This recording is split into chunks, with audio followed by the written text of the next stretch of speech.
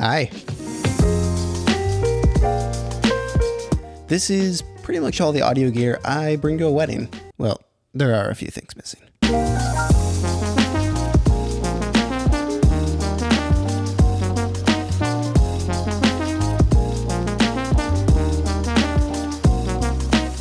For those of you too impatient to watch through the entire video, here's everything I have in my kit.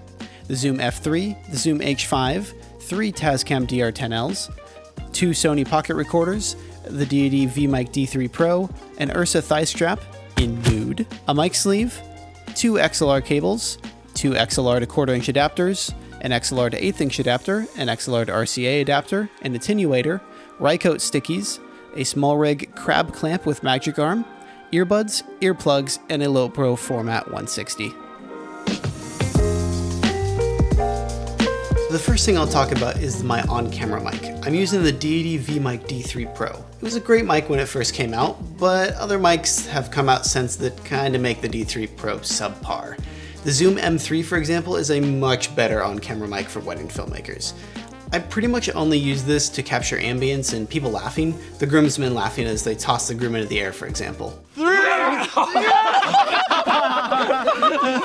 good, bro? Yeah. It can also make syncing up multiple cameras a lot easier because the mic is going to capture much clearer audio than your camera's built-in microphones. For me, this mic actually doesn't do a whole lot on the wedding day, but I do think it's worth having in your kit. If you're in a surprise situation where people suddenly start talking, this mic can totally save you. The next piece of gear is my audio recorder. I actually upgraded my recorder recently and have now been using the Zoom F3, which has been amazing. I used to use the Zoom H4n Pro, but the F3 has definitely been worth the upgrade. I use this guy to plug into the DJ's wireless mic receiver or the soundboard or the back of the speaker, just kind of depends on the situation. I'll link to a video from How to Film Weddings that does a really great job explaining when you should plug into which thing. Now the main reason I upgraded to the F3 is for the holy grail of audio recording formats, 32-bit float. Now it's not magic, you should still do your best to set your levels appropriately, but it definitely makes your life easier if somebody suddenly starts talking really loud or starts talking really quiet and you need to pull up their audio. I do also have a Zoom H5 that I sometimes use as a backup recorder. Because it's got the mics built into the top right here, I'll stick this on a stand and put it right in front of the DJ's speaker so that whatever's coming out of the speaker, I capture on the recorder. It's not the ideal solution, but it does work as a backup. I don't do this very often though, and I've kind of been waffling back and forth on whether or not to even keep it in my kit. As with basically every wedding filmmaker, I have a set of Tascam DR10Ls. I've got 1 in white and 2 in black.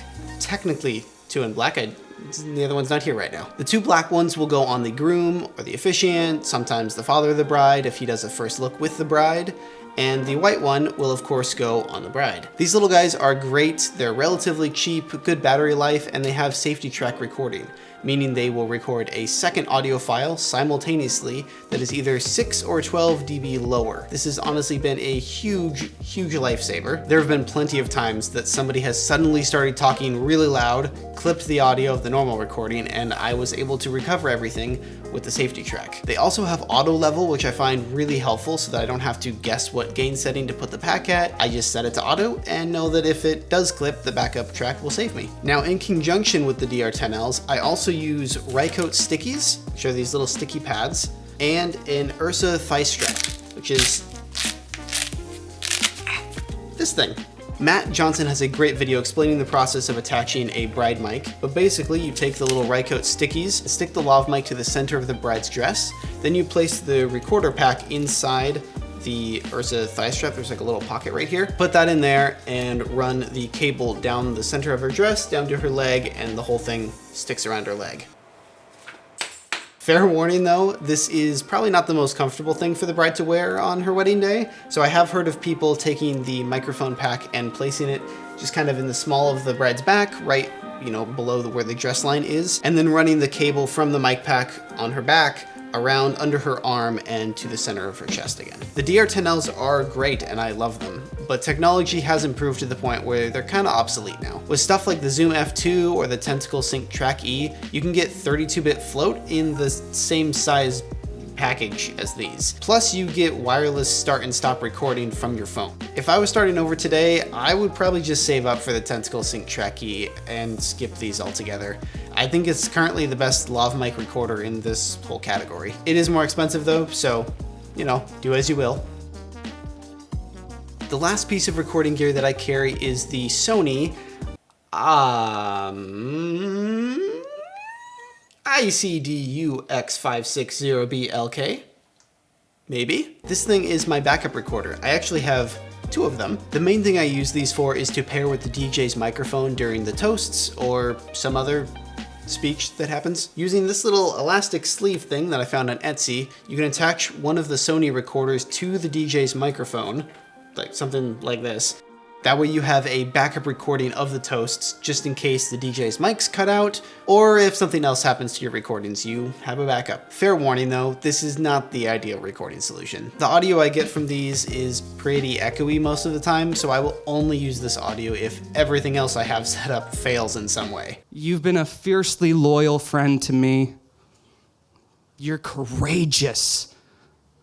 You have questionable hairstyles. You've been a fiercely loyal friend to me. You're courageous. You have questionable hairstyles. Fiercely loyal friend to me. Fiercely loyal friend to me. Even though the audio quality isn't the best, this thing is still super valuable to have in your kit. It may not feel worth it to pay money for something you probably won't even utilize in the edit, but please do not discount the value of this little audio recorder. There have been plenty of times where I've actually ended up needing to use the audio from these little recorders in the actual edit. Just make sure that when you get it all set up and attached to the microphone and everything, you flip the little hold switch. That way nobody accidentally stops the recording mid-speech by accidentally pressing one of these buttons. You can totally use these recorders for other things too. They can easily be slipped into a shirt pocket or placed on a podium during a ceremony. I've even used these as a lav recorder because they actually have a 3.5mm jack on the top. Now for some reason this particular model is almost $200 right now. Don't know why. So I'd actually recommend getting the ICD-UX570, which is the second generation of this as far as I can tell. You could also look into the Sony TX660. These are all so stupidly named. That is a similar recorder to this, but a lot slimmer, and it probably doesn't have an SD card input on the side. The Wedding Film School channel made a review on it that I'll link to below. As for cables, the second half of the kit, I try to carry at least one of basically everything. I've got two XLR cables, two XLR to 1/4" adapters, an XLR to 1/8" adapter, this one basically never gets used, and an XLR to RCA adapter. As much as possible, I like to have at least one, if not two of everything. That way I'm totally covered if I end up needing to plug into two wireless receivers at the same time, or if I want to set up one recorder on the soundboard and one recorder on a speaker. Another good tool to have with you, especially if your audio recorder does not support line level, is an attenuator. This will take the really loud line level and dial it down to something your audio recorder can actually process. Super useful if you're using something like the Zoom H4n. There are a few random things I like to keep in my audio kit. This little crab clamp, my gosh, that is so hard to say. This little crab clamp and magic arm from Small Rig, just kind of does one of these things, is actually super helpful. You can thread this onto the back of your recorder, just kind of in the little 1/4 right there, and then use the crab clamp to attach it to a speaker. That way you get this thing way closer to the speaker and you don't have to have a super long cable running way down somewhere random. I also carry earbuds with me. Oh my gosh, what is happening? I also carry earbuds with me so I can double check the feed I'm getting from the DJ and make sure there's no weird background noises or pops or anything like that. Maybe I should stop carrying earbuds with me. And one super important thing that I think every wedding filmmaker should have in their kit is earplugs. Standing directly in front of a super loud speaker while you film the dance party is, surprisingly, not great for your hearing. If you don't want to be deaf when you're 50, I would definitely recommend having a pair of earplugs with you. And of course, I've got extra batteries for my various recorders. And finally, the bag itself. I stuff all of this into my low pro format 160 camera bag, except for my on-camera mic, which is first off up here, And secondly, it just doesn't fit in here. I usually put that in my camera bag. I'm a fairly organized person and definitely like to keep everything organized as much as possible. So it's super nice being able to partition everything off into their own little areas.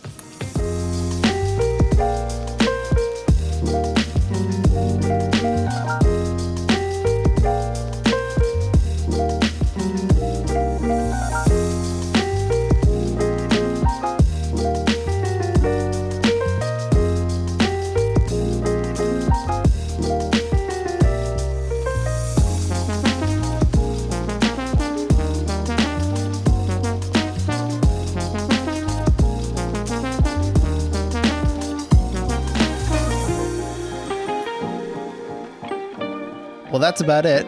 I'll link everything I talked about in the description below, along with some additional gear that I think is actually better than the gear that I have.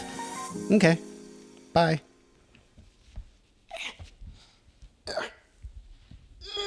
There's freaking dog hairs all over this microphone. Ah, small rig crab clamp. Ah, it's hard to say. This will allow you to record the right channel. Oh no, this is my right hand, so that means this would be, okay. These little, whoops. Carrie, you're in the shot, dude. I think I did it.